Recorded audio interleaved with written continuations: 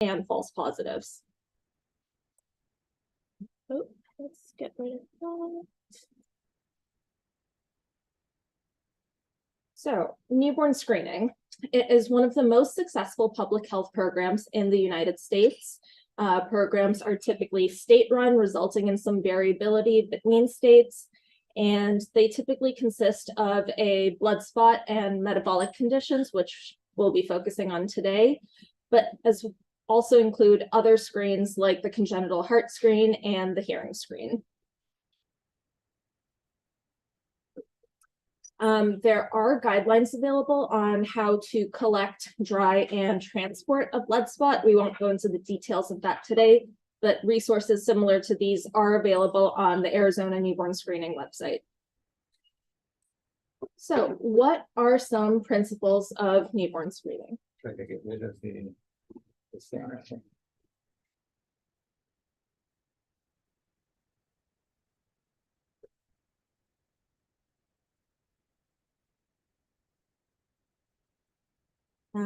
So principles of newborn screening.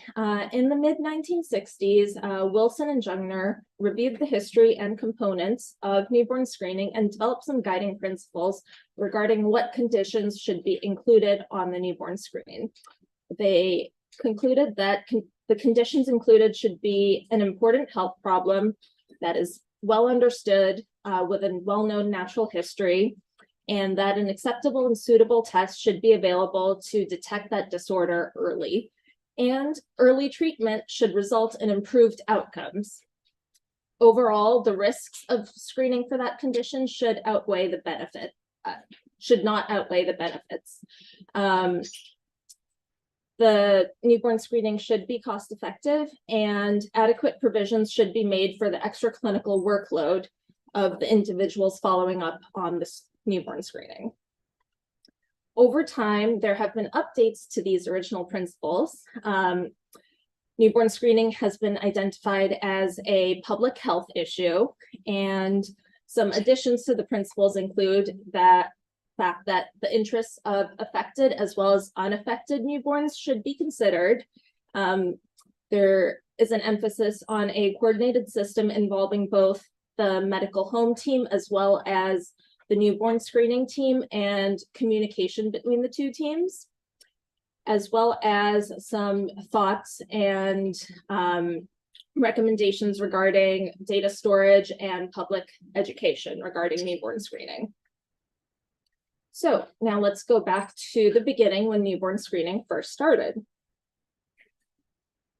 It started with what was known as the PKU test in 1958. It was a bacterial inhibition assay developed by Robert Guthrie, also known as the father of newborn screening. He developed this test based on dried blood spots that were collected, and you would see an inhibition of bacterial growth around dried blood spots that had an elevated phenylalanine level, indicating that the individual from whom the spot was collected may have PKU. So now it's no longer just the PKU test. We do not refer to this as the PKU test or the Guthrie test anymore because it may result in confusion. Since the 60s, we have been adding new disorders to the newborn screen. Back in the 70s and 80s, every time we wanted to add a new disorder, we would need a new test. Things that were added back then were things like congenital hypothyroidism, galactosemia, congenital adrenal hyperplasia. And then in the 80s, newborn hearing screening was also added to the newborn screen. And in the 90s, we came up with expanded newborn screening. What was different about this? Well, we were using tandem mass spectroscopy, which allowed an accurate determination of many compounds on a single and speedy analysis, allowing for multiple disorders to be identified on a single test. And then more recently, the critical congenital heart screen has also been added to the newborn screen. So, why did we expand to include these rare disorders? We know that they're ultra rare. But they actually have a pretty high collective incidence of about 1 in every 3,000 to 4,000 live births. To the right, you can see a table which lists the incidence of disorders on the newborn screen in 2006. MCAD is the most common metabolic disorder on there here at number 6, with an incidence of about 230 in 2006. But if we go through that list and add up all of the different metabolic disorders that can be identified on a single test like tandem mass spec, we reach an incidence of about 1,200. So with tandem mass spec and a single test, we are identifying a lot more individuals with ultra rare conditions and altering the outcomes of those individuals. Also playing a role in the addition of more disorders is the availability of more therapies for these ultra rare disorders. So how do we decide what disorders to screen for?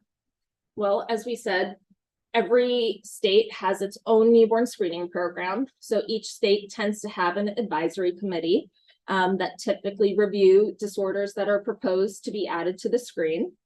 And when they're reviewing these disorders, things that they take into account are the guiding principles that we discussed before, as well as the methodology used for that disorder. It needs to be something that's low cost, easy to use with a relatively high positive predictive value. Confirmatory testing needs to be available, and an effective FDA-approved treatment needs to be available that significantly changes the outcomes of that disorder. So, what about nationally? Initially, there were no national standards, but in the year 2000, the AAP recommended that there should be greater uniformity amongst the various states, and HRSA, or the Health Resources and Services Administration, commissioned the ACMG, or American College of Medical Genetics, to develop guidelines and a uniform panel. And the current principles that we were discussing before are actually based on this ACMG committee's guidelines.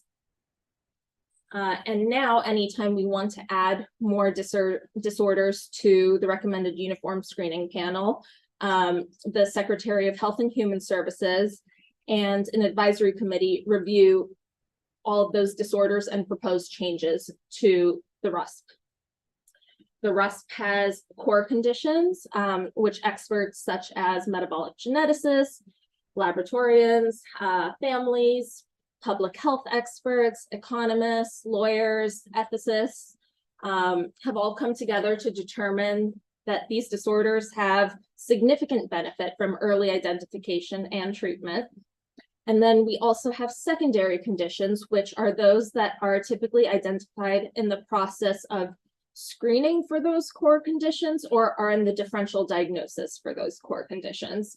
And in the US, we have decided to report those conditions out as secondary conditions, but other countries out there like Germany have decided that information that is identified on newborn screening, not related to the core conditions, will be withheld and destroyed and not shared with patients and individuals.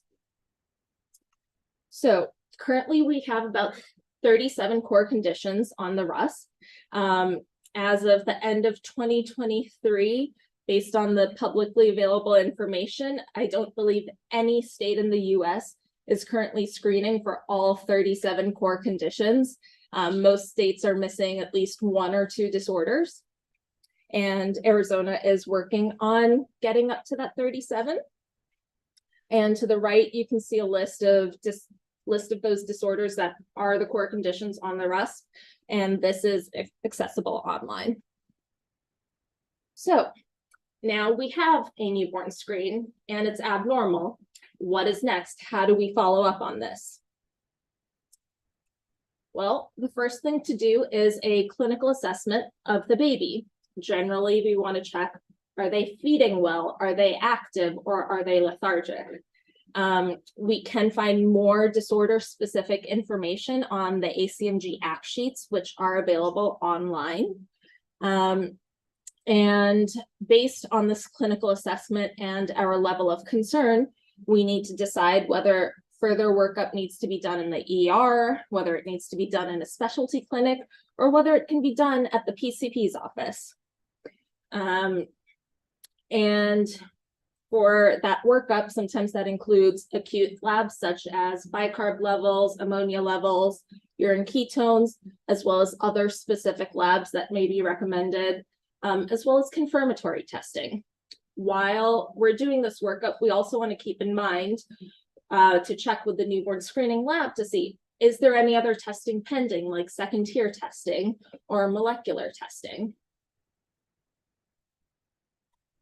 And when we have this abnormal newborn screen, we need to disclose that to the family. How do we do that? Some points to consider when you're calling out this result are a positive newborn screen does not mean that it is a true positive.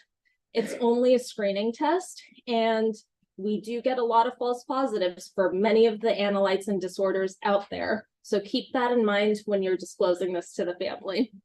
The parents may not even know that a newborn screen was ever performed, or if it was performed, what was the purpose of that newborn screen. Most parents are just focusing on having a new baby, and that may be affecting how well they're sleeping, it may be affecting their emotions, and that all impacts how they react to this news. And most parents and most PCPs and most other doctors have never heard of these conditions before. These are super rare conditions. So here is an example template of how you could approach a disclosure of an abnormal newborn screen. You can start off by saying that every child in the US typically has a newborn screen, and it looks for treatable conditions. And to make sure that we're not missing individuals, we end up finding a lot of kids who are actually healthy and do not have the disorder. But at the same time, children who do have the disorder can appear perfectly healthy. So being healthy does not rule out having the disorder. In general, we want to tell the families that their child needs further testing to see if they actually have this disorder or not. And if they are confirmed to have a diagnosis or a metabolic disorder, we will start treatment. And then oftentimes, since the workup does need referral to a metabolic clinic, it's also a good idea to mention that the family will be referred and to expect more phone calls. Well, what do we do if we actually have a newborn screen that we're acutely concerned about? In that situation, we want to use terminology that conveys that we are concerned and that things need to be done in a more timely manner. We need to let the family know that we are actually concerned about this disorder, and we are concerned that their child actually has the disorder and what the child may be at risk for if immediate treatment is not started. So let's go over a clinical case where having an abnormal newborn screen actually impacted the outcomes. So this is a case from my residency. Patient SK, term newborn, uncomplicated pregnancy, uncomplicated delivery, newborn screen as per routine, was collected at 26 hours of life, resulted on day of life 2 with a critically abnormal screen for C3, which is a marker for some organic acidemias. The initial neonatal course wasn't too remarkable. There was some transient tachypnea that resolved. There was some jaundice, which didn't meet the threshold for therapy. And at the time that the newborn screen resulted, the baby was well appearing, feeding about 1 to 2 ounces every 3 hours. And the hospital was planning on discharging this baby home, which was put on a pause due to the newborn screening result. Now, looking a bit more closely at this, there are babies that don't feed well immediately after birth. 1 to 2 ounces of formula every 3 hours may not be concerning in most situations. But if you have an abnormal newborn screen, things like that are slightly borderline suddenly become much more important. That is actually the first sign that something may have been wrong with this baby. About 4 hours after the newborn screen had resulted, the baby was noted to have slowing of her feeds and some respiratory distress. And 6 hours after the newborn screen resulted, we finally had some labs that showed some hypoglycemia and elevated anion gap metabolic acidosis. The respiratory distress worsened, requiring intubation, and D10 containing IV fluids were initiated because dextrose provides alternative calories for individuals with organic acidemias, and it is one of the medical treatments that we use in organic acidemias. And transfer was initiated to a higher level NICU. On arrival to the NICU, the baby was noted to have some distress, was intubated, but there had been concern for some small breathing, and was noted to be hypotonic, but had also received fentanyl and Versed during intubation. So about 10 hours after the newborn screen first resulted, the baby was in the NICU and we had our first ammonia level, which was in the 900s. For context, in a neonate, we will accept ammonia levels up to about 100, but anything above that is abnormal. So 900s is significantly concerning. It was concerning enough that we recommended dialysis and started dialysis. It is unlikely that a level in the 900s will resolve with medical treatment alone. And with dialysis, the ammonia came down quickly, and this baby is actually now a relatively healthy 3-year-old, doing well, developmentally normal, cognitively intact. But now let's go back to the neonatal course. So let's say that there was no newborn screen. At this point, the NICU was planning to discharge the baby. The baby would have likely gone home. These were first-time parents, and it is possible that they may have missed the early symptoms of a metabolic decompensation. They may not have noticed the mild respiratory distress. They may not have noticed the small changes in feeding, but at some point they would have picked up on something being different, something being abnormal. This baby would have likely presented to an ER where a septic workup would have been initiated appropriately because sepsis is so much more common than a metabolic disorder. But without a high degree of suspicion, most ERs don't get ammonia levels on babies.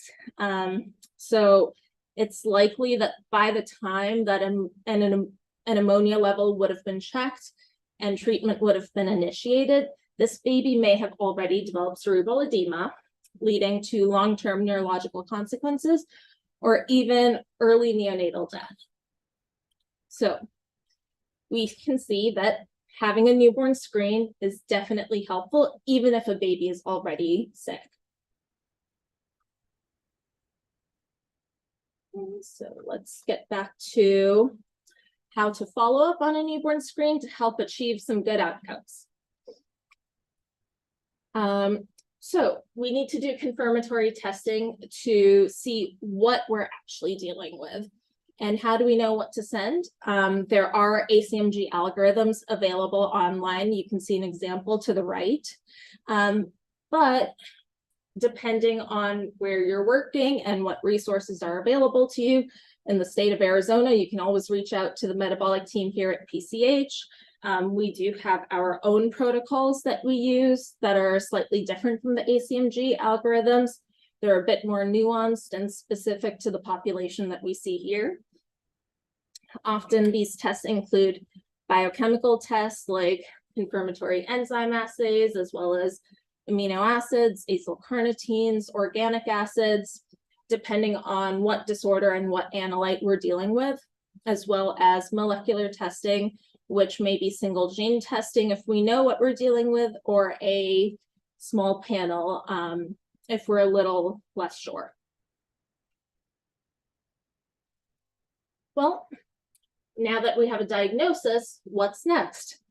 Typically, lifelong, long-term medical management, which may include nutritional or dietary management, often a diet that's restricted in proteins or specific fats.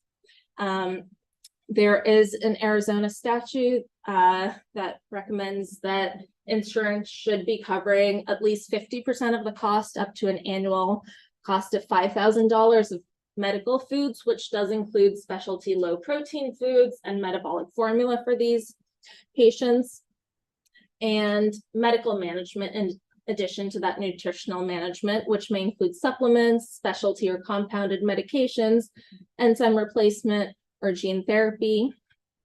And these individuals do require lifelong follow-up. In infancy, we're often seeing them every couple of months, but as they get older, we do space out these visits. And we do continue to see adults here at the PCH Metabolic Clinic. Some individuals with specific disorders may require multidisciplinary care involving developmental peds, neurology, therapies as needed. Okay. So what are some pitfalls of newborn screening? Well, sometimes we get false negatives due to screens that were collected outside of the ideal window, or due to babies not having fed well enough yet, or having received a blood transfusion. And then sometimes we assume that a positive screen is always a false positive. We get a little complacent with frequent false positives and end up missing a true positive. We don't want that to happen. And we should always remember that babies with metabolic disorders typically look great until they don't. And yes, we do get some false positives due to prematurity, but preemies can also have metabolic disorders. And sometimes we assume that a newborn screen is negative if we haven't heard otherwise, but babies can get missed. Some babies never end up having that newborn screen collected. Maybe no one ever received the notification that a newborn screen was abnormal. Our State Department here does a really good job of making sure that they speak to someone at the PCP's office. And if they can't contact the PCP's office, they'll reach out to the family about making sure that someone is aware that the screen is abnormal. But again, things get missed. And if someone does have a normal newborn screen, it does not rule out a metabolic disorder. First of all, not all metabolic disorders are tested on the screen, and the newborn screening is a screening test. It misses things. We know that the goal of the newborn screen is to identify individuals that have the classic severe disease to change the long-term outcomes. But with newborn screening, we do get true positives that include patients with mild disease that may be asymptomatic for their whole lives. We also identify individuals with late onset disease, and we don't know when they will start to have symptoms. And then we'll also identify individuals with incidental or secondary conditions, some of which don't have a treatment available. Okay, so it's typically genetics or metabolic geneticists that are following up on many of these newborn screens. In 2019, there were an average of about 22.5 geneticists per state, but most of those were concentrated in major metropolitan areas. And about 12% of all geneticists are metabolic geneticists. So there are clearly some states that don't actually have biochemical geneticists, and others that have some, but not enough to follow up on all of newborn screening. We need more geneticists. So if anyone here is interested, we are approved for a medical genetics residency here at PCH. Feel free to reach out if you have questions.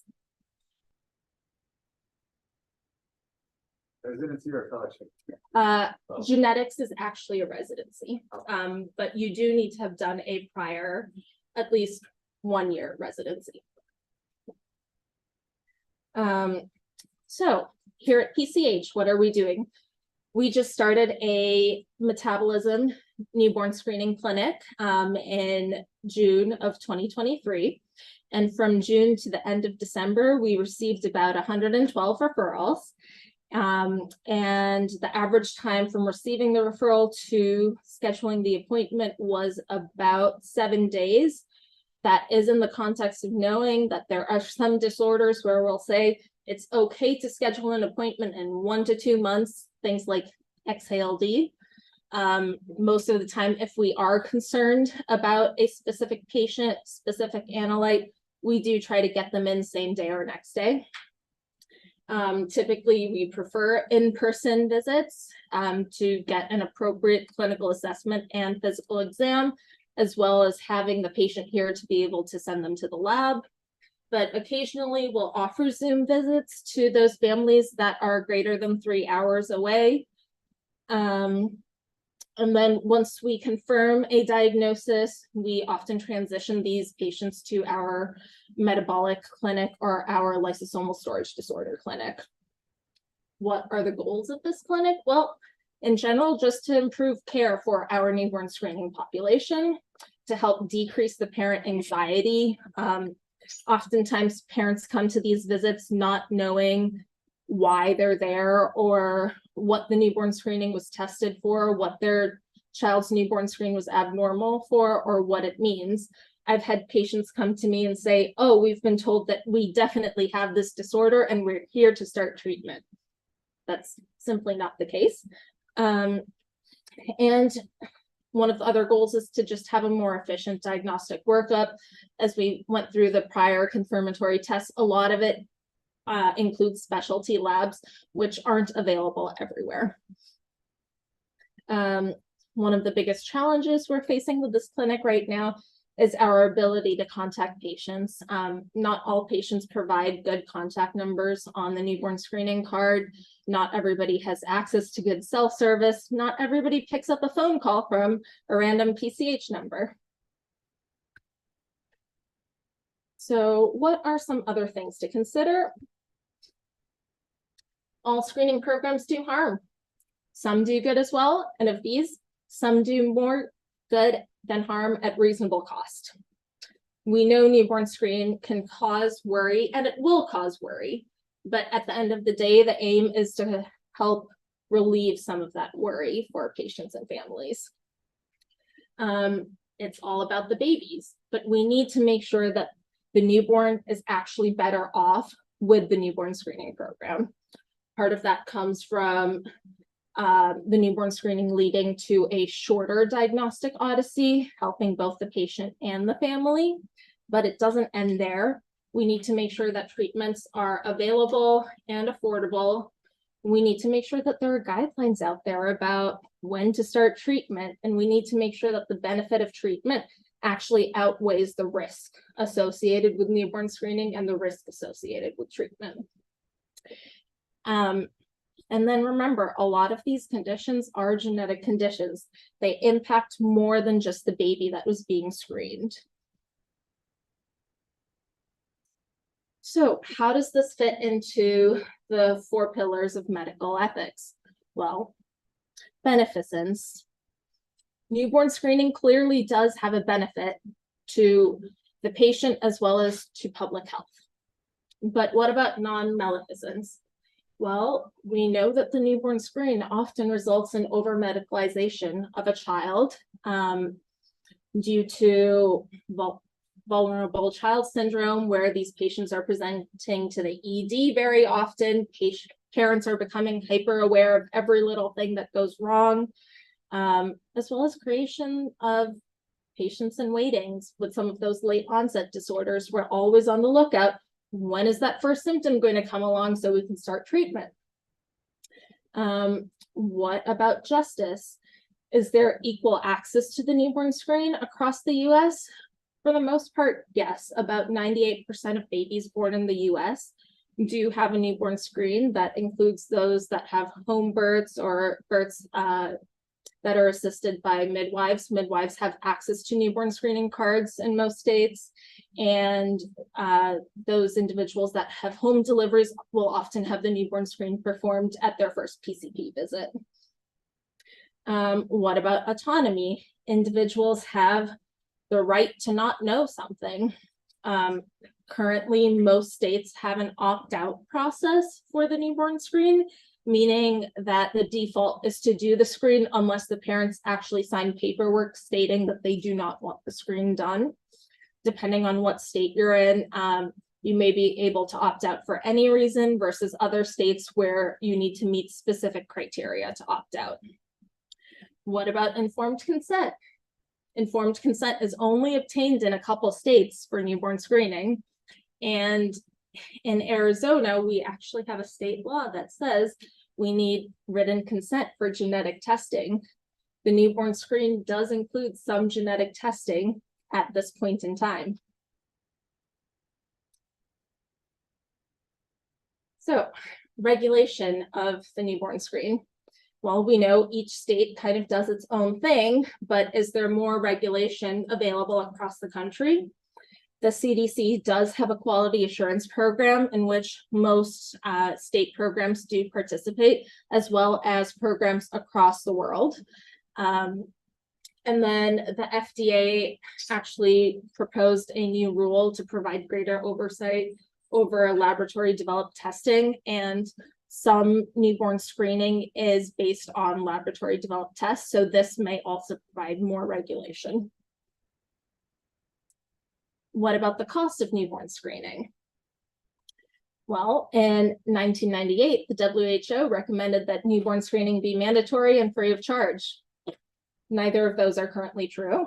In 2003, the cost per infant of a newborn screen was about $30. Now it is about $100 to $300 per infant, and depending on what state you're in, how many disorders you're screening for. Some states do cover the cost of newborn screening and do not charge it.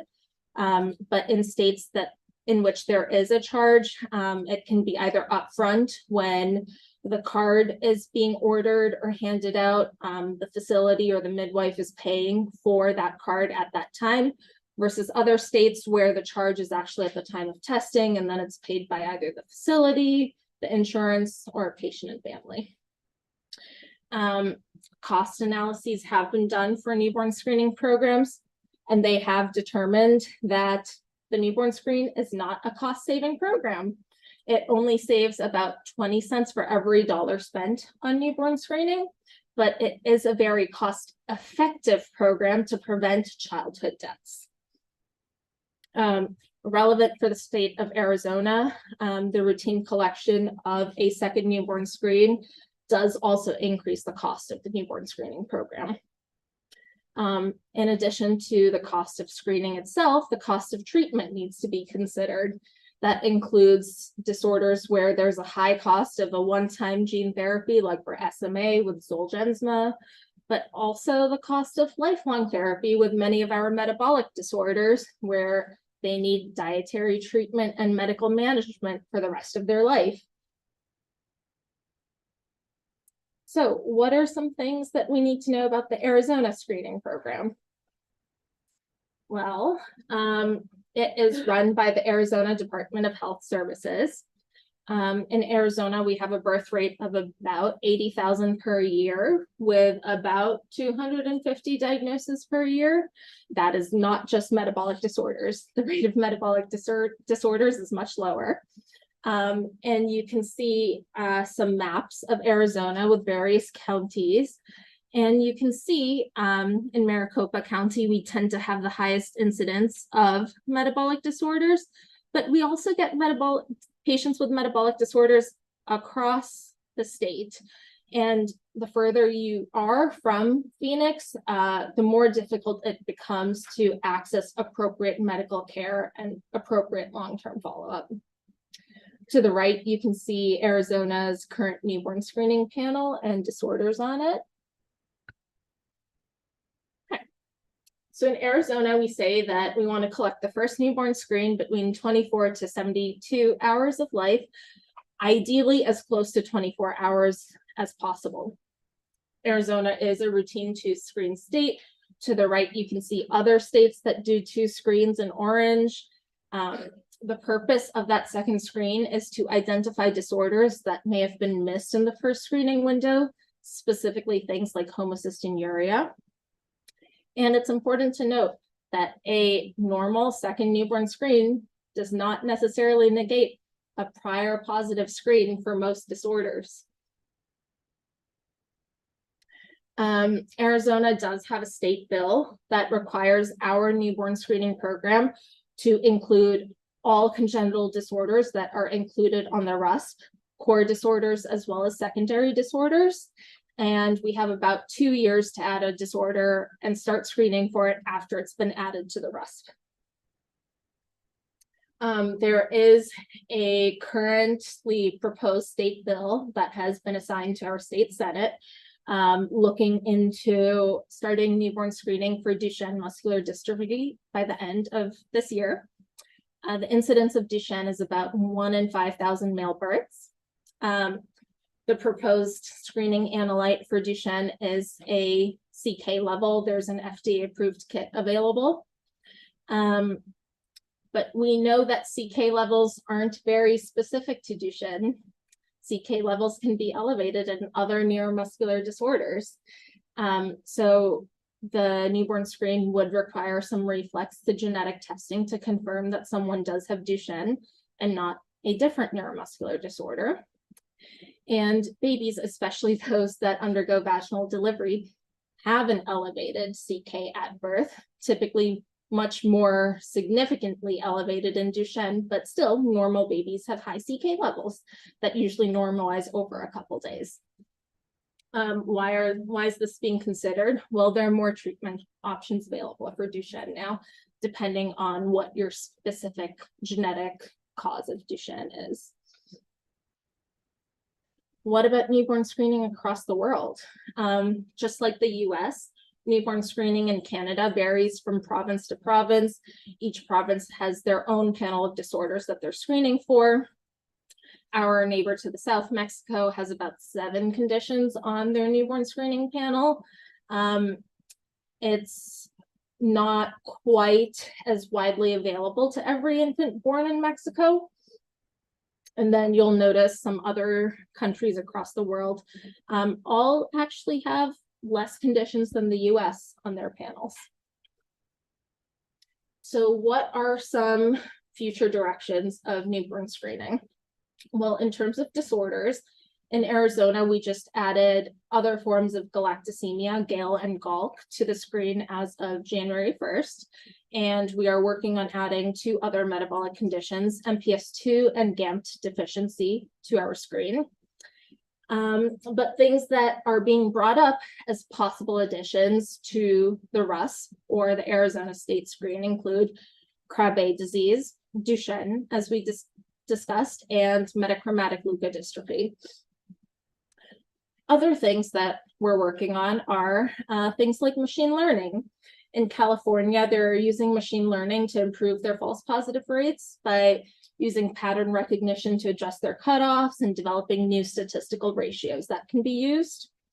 We're also hearing a lot about whole genome sequencing for newborn screening, but a lot needs to be done before we're ready for that. We need to determine what disorders to select, which disorders to report, knowing that a newborn is going to be asymptomatic and there's incomplete penetrance as well as variable expressivity for many genetic conditions out there.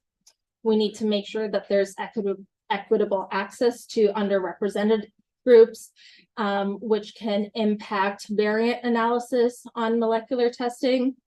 We also need to figure out a way to safely store this genomic data or what to do with the genomic data once the newborn screen is reported. We need to make sure there's enough access to counseling. The genetic counselor situation is pretty similar to the geneticist situation across the country. And we need to determine how to obtain consent. Most states currently don't require informed consent for newborn screening, but if we're doing something like whole genome sequencing, we need to consider whether informed consent is actually required. We need to figure out how to deal with carriers. Should we be reporting carrier status or not? And should we be including pharmacogenomics in newborn screening? All questions to consider. Here are some resources that you can access online about newborn screening, specific condition information, as well as state-specific information. Note resource 4, that's the ACMG site where you can access ACT sheets as well as diagnostic algorithms. Here's some contact info for our PCH metabolism newborn screening team, as well as the Arizona Department of Health Services newborn screening team. And I would just like to acknowledge our PCH metabolic team, as well as the state newborn screening team. We could not do this without any of them. And then we are done. Questions?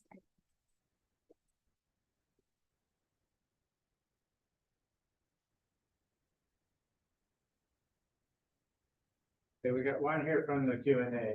Okay. Is there a consideration, and please repeat this into the microphone because they won't hear it in the. Is there a consideration of adding Chagas disease to the newborn screen in states where there's a significant population from Mexico and Central America? So the question was, is there consideration of adding Chagas disease to states where there is a significant population from Mexico and Central America? As far as I am aware, no, but I am also not always up to date with infectious diseases. My area of expertise is more metabolic disorders. As far as the RUSP goes, I think the only infectious disease that has been proposed is congenital CMV, and that was not added to the RUSP. But that might be a good question for the state newborn screening lab to see if it's been proposed.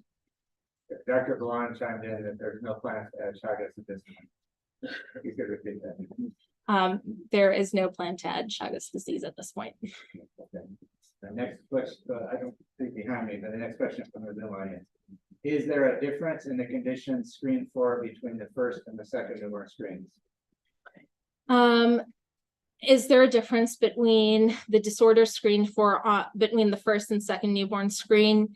Yes, in that if the first screen is normal for certain conditions, we do not repeat that screening on the second test.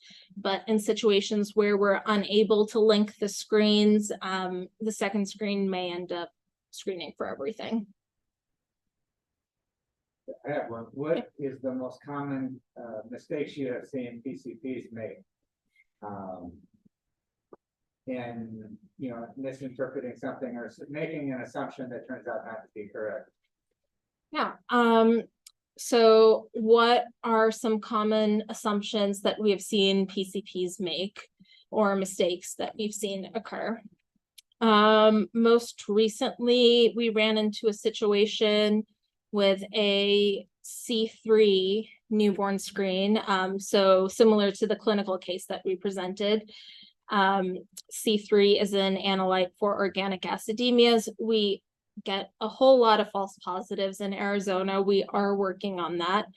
But as I mentioned, it's easy to get complacent. We had a C3 screen where we recommended some confirmatory labs, including biochemical testing. The biochemical testing was abnormal, but because it was only slightly abnormal, the report said it could be consistent with vitamin B12 deficiency, which is a differential for C3 disorders. So the results were assumed to be normal and no further follow-up was done.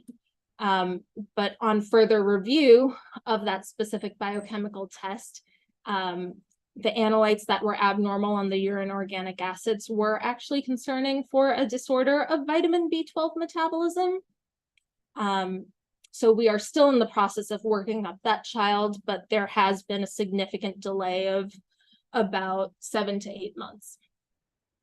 Another situation is not knowing what confirmatory test to order. Sometimes we'll see situations where everything is ordered from amino acids to acyl carnitines to organic acids. Most newborn screens don't actually require all 3 of those tests.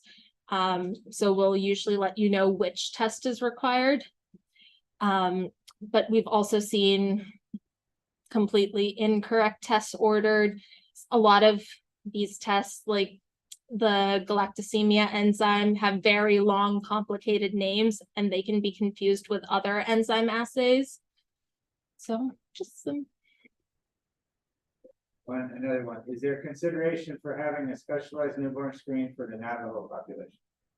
So currently, the Navajo population that lives on the reservation in Arizona, they send their newborn screen to, I always forget whether it's Oregon or Washington. It currently does not come to the Arizona State Lab. They are working on getting a contract with the reservation. And we discussed metachromatic leukodystrophy. One of the reasons why that came up was because there might be a higher incidence in the Navajo population. But in general, if we are offering a newborn screen, it should be consistent across the state.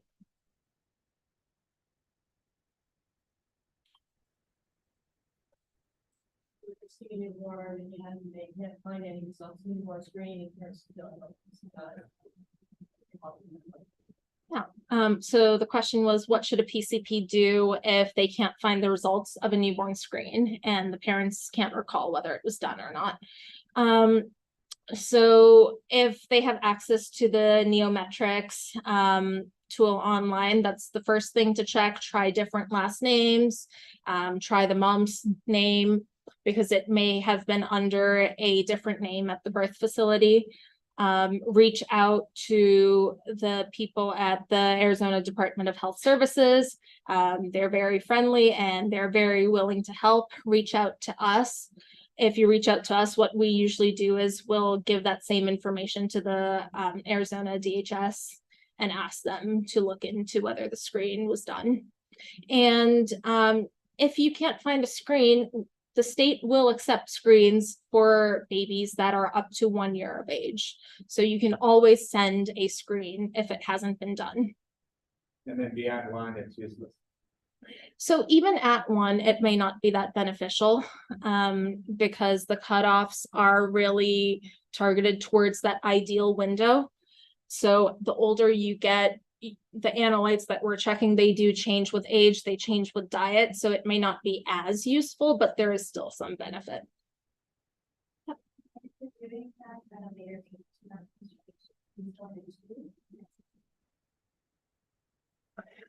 So the question is, if you're doing the screen at a later age, do you still do 2 or do you do 1? That's a good question for the Arizona DHS, what they would prefer.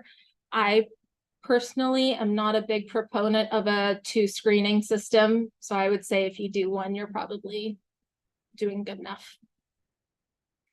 Okay, another question.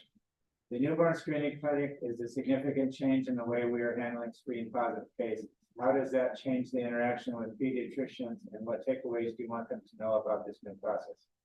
Yeah, so the question was, the newborn screening clinic is a new process, and how does this change our interactions with PCPs, and what should they take away from this process? Well, it's pretty similar to the past where our dietitians and RNs will still be reaching out to PCP offices with recommendations to check in on the baby, do a clinical assessment, make sure that they're feeding well, make sure that the parents are aware of the screen. It's just now, instead of us recommending labs to be ordered by the PCP, we're typically recommending that you send a stat referral. And I don't know if we can go back to the slide with the contact information. There is a specific newborn screening fax number that you can use for those referrals. And we will be doing the confirmatory testing here at PCH.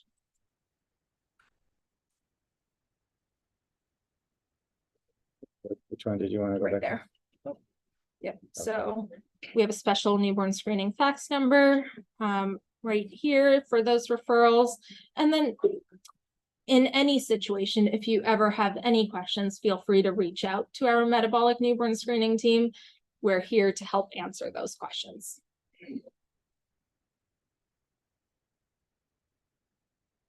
Yes. So the question was, what's the turnaround time for the newborn screen?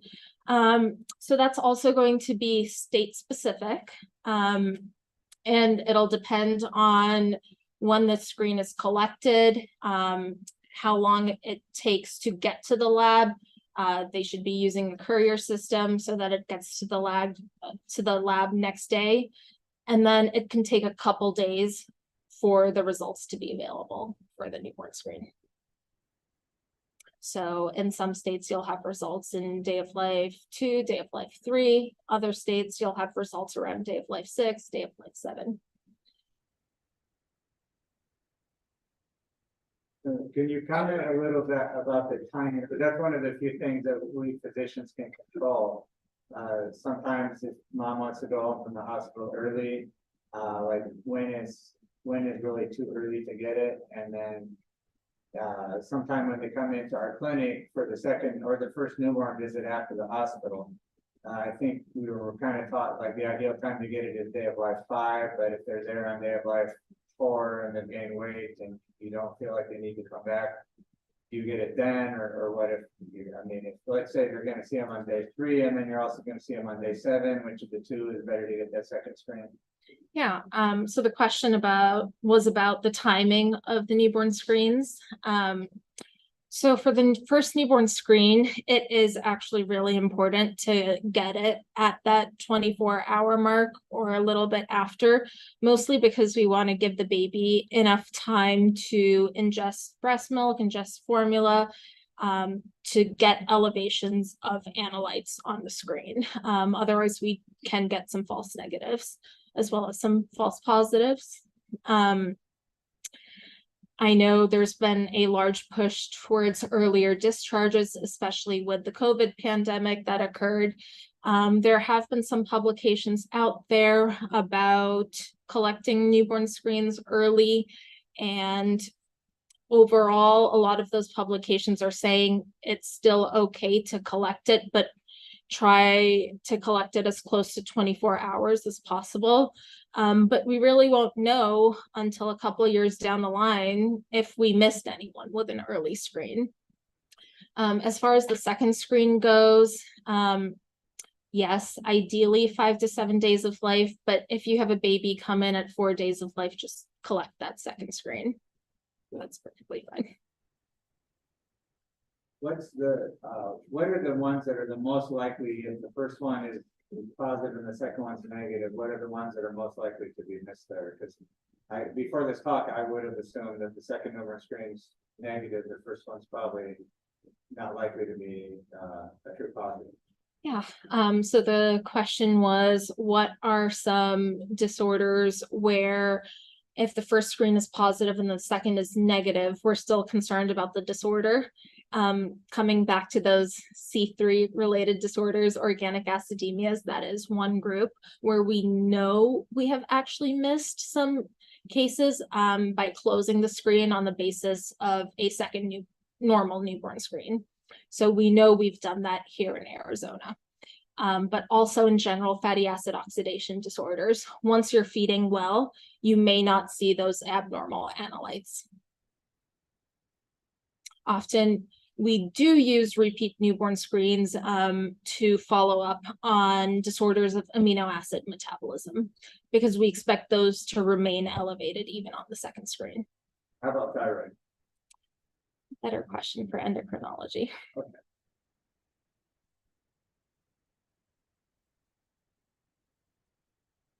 So we're out of time, so. Okay, great.